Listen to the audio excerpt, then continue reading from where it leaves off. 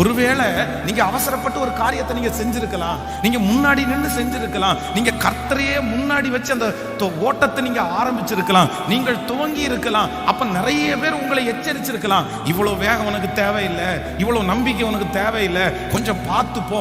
ஆனா உங்களுக்கு ஆணித்தரமான விசுவாசம் கர்த்தர் மேல இருந்திருக்கலாம்.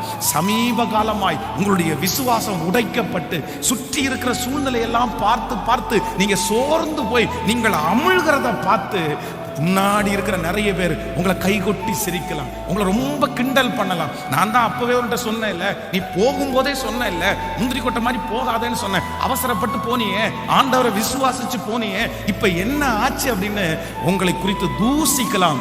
ஆனா ஆண்டவர் வாக்கு கொடுத்தார், அப்படி ஏளனமாய் பேசப்படுகிற ஜனங்களுக்கு முன்பாய் நான் உனக்கு ஒரு அற்புதத்தை செய்து உன்னை பயன்படுத்தி, ஓ ஹalleluya, உன் மூலமாய் நான் மகிமைப்படுவேன்.